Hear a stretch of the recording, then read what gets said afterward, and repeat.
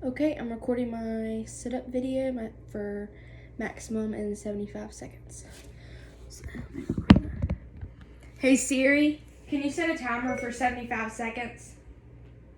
1 minute and 15 seconds. Counting down. We had a big celebration for her. They were really proud of her for making it through it. It was difficult for her, of course, but she remained really positive throughout it. She made friends through her cancer treatments, and people that did treatments with her said that she was always cheerful and positive during them. No matter what Suzanne was going through, she seemed to really keep a positive outlook. At least one or sometimes both of her daughters would go to her treatments with her every time.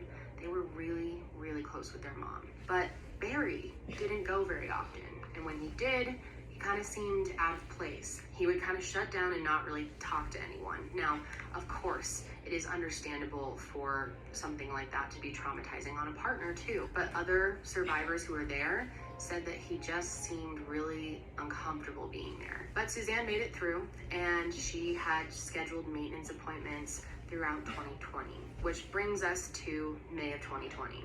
Her next appointment was supposed to be the Monday after Mother's Day. Now, of course, where they lived was absolutely gorgeous, and they had tons of trails accessible to them just from their house. And so Suzanne loved to go for an early morning bike ride every Sunday morning. It was kind of her thing. Then after she got I home, did they would all 13. get ready and they would go to church together. Hey Siri, Lunch, spend the day as a family. can you set a timer So for Barry 2 tries his best minutes? not to work on Sundays so that 2 he can minutes. give Starting to now. his faith and his family. But for Mother's Day that year, which was May 10th, 2020, they decided to do something different. Macy and Mallory were planning to go on a camping trip that weekend together, but they were planning to return home early on Sunday so that they could spend the day with their mother.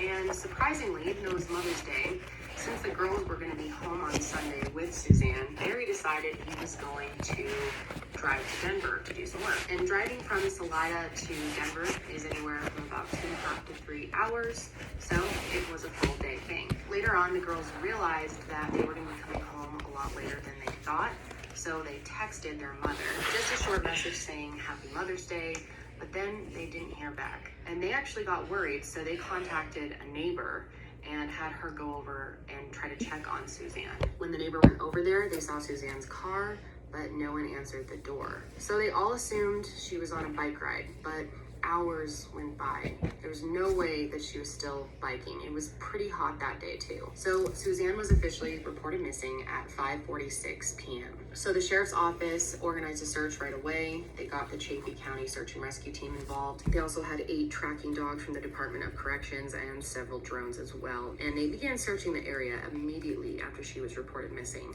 More than 100 people were brought in to search for Suzanne, and people were frantic because, of course, as the sun is setting, there's a big concern that if she's out there and she's injured somewhere, that something could happen to her. And of course, with any disappearance, time is of the essence. And they ended up having a professional only search. They didn't involve the public, possibly because of COVID, and they also blocked off the road to the family's home so they could search the area as well. And at the time, they believed that Suzanne would be in the area around County Road 225 and West Highway 50 in Maysville. And they searched as long as they could, and by the next morning, they had searched